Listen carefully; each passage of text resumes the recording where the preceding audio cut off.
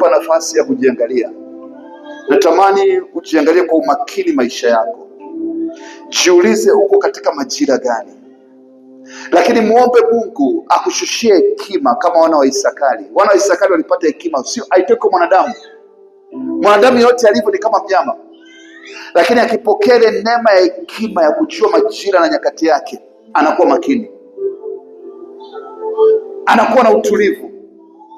Sio wote tutasoma, lakini ujua ni majira kufanya biashara. Kuna siku biashara zitakuwepo.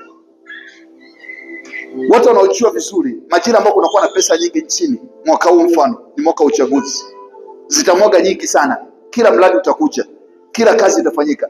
Unajipangaje? Kwa sababu kuna majira ya shida yanakuja baada ya mwaka wa uchaguzi. Ndio tunaita kuhusu majira.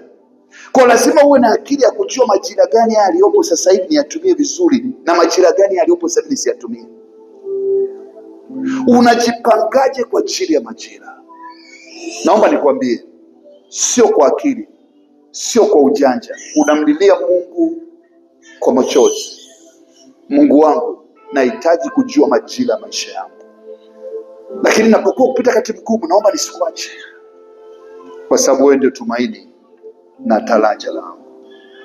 Ni mnyonge kweli,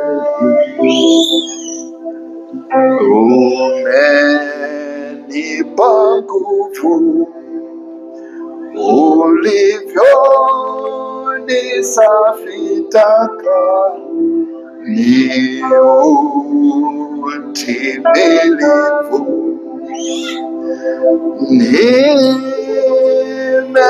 Nimesogea mtini pako, unisafi kwa damu ya kuangikwa kwako. Biblia inasema kwamba wana wa Isakari walikuwa na ukuu, wakapata nafasi kubwa kwenye maisha yao kwa sababu walipata hekima ya kujua majira na nyakati. Ili kanisa sio la watu maskini. Ili kanisa sio la watu ambao ni wa chini. Kila mmoja wenu hapa aliyopo ni mbegu kwa ajili ya kuwa na utajiri mkubwa. Bwana Yesu asifiwe.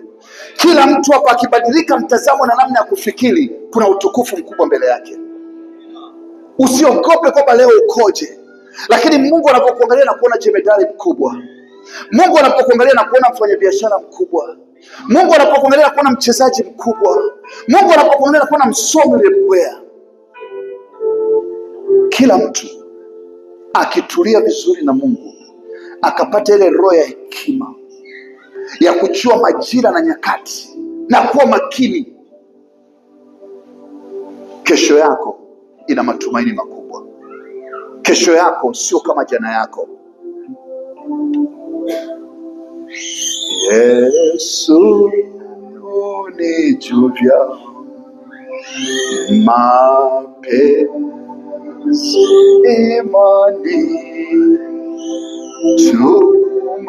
tumaini, amani, radhi hapa na mbinguni. Nimesogea mtini pako,